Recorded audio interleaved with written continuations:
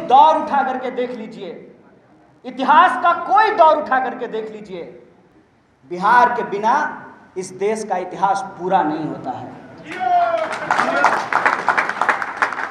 खुशी की बात है, थोड़ी अफसोस की भी एक बात है।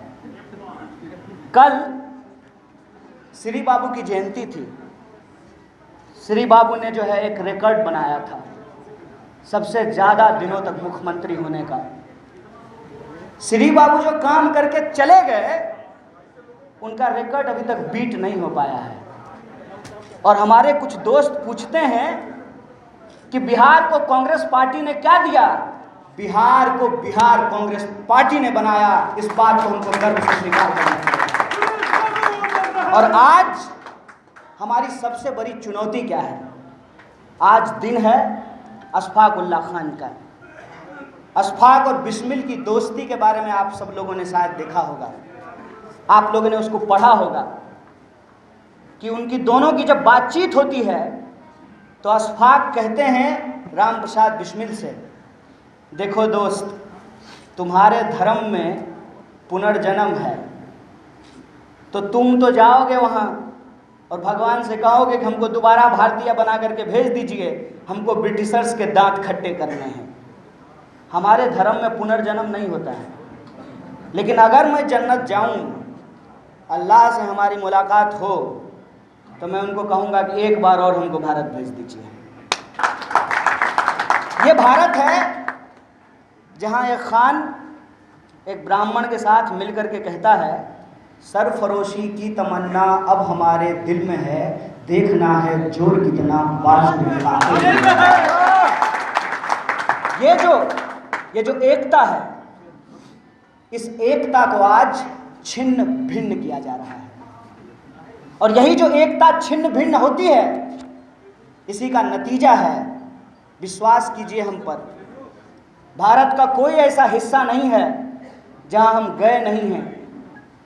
एक साथ दोनों बात लोग बोलते हैं, कहते हैं कि बिहार के लोग बड़े परिश्रमी होते हैं।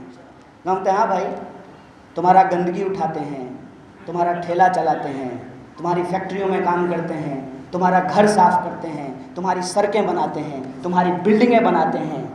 गाली तो देते ही हो, जब मौका मिलता है गोली भी मार देते हो। मैं बिहार की इस जनता से यही कहना चाहता हूं कि बिहार के उस इतिहास का पुनर्जागरण हमको करना पड़ेगा। और बिहारी होने का मतलब गाली नहीं, गौरव है, ये हमको पुनर्स्थापित करना होगा। यही हमारी आज की लड़ाई है। आंदोलन में बनी है, जनगण मन यात्रा के दौरान बनी है। आप तमाम सम्मानित मंच को और हमारे जेएनयू के दो बड़े भाई यहाँ पे हैं, शकील साहब भी हैं जो संचालन कर रहे हैं, चंदन भाई हैं जो अपना वक्तव्य प्रस्तुत करके जा चुके हैं। और ठीक कहा शकील भाई ने कि रास्ते में आते हुए एक पत्रकार ने हमको भी पूछा कि आपका स्ट्राइक रेट खराब है। हम बोले कि अगर इस हिसाब से जोड़िएगा तो 40 में से एक सीट पूरे विपक्ष ने मिलकर के जीता है, वो कांग्रेस पार्टी ने जीता। आप स्ट्राइक रेट का हिसाब लगाइए। तो हमारे सम्मानित एमपी महोदय, आप तमाम बड़े भाइयों का और अपनी बहनों का, आप सभी साथियों का मैं हार्दिक अभिनंदन करता हूं, आपका स्वागत करता हूं। और आपने मुझे इस परिवार में स्वीकार किया है, ये बड़ा मुश्किल होता है। एक परिवार से छोड़ करके जब आप दूसरे परिवार में जाते हैं तो लोग कहते हैं एडजस्ट करने में समय लगता है। ये समय हमको बिल्कुल यहाँ पे नहीं लग रहा है। जितनी सौहृदता से आपने हमको स्वीकार किया है, गले लगाया है, हम आपके प्रति अपना आभार व्यक्त करते हैं, आपको धन्यवाद करते हैं। दोस्तों, आप सब जानते हैं,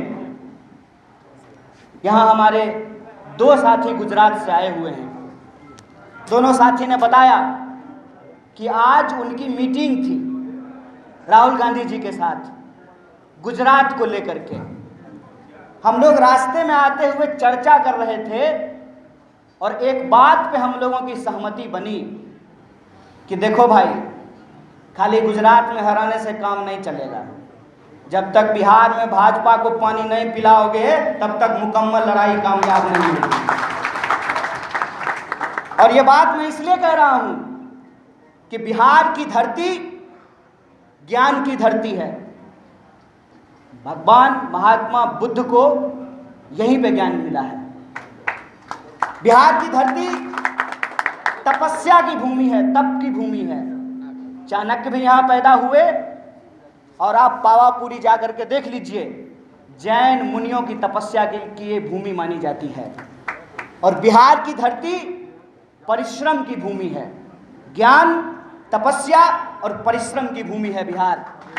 और जब मैं परिश्रम की बात करता हूं, अगर आपको हमारा वीडियो पसंद आया हो तो इसे लाइक करें, सब्सक्राइब करें और साथ ही बेल आइकन दबाना ना भूलें।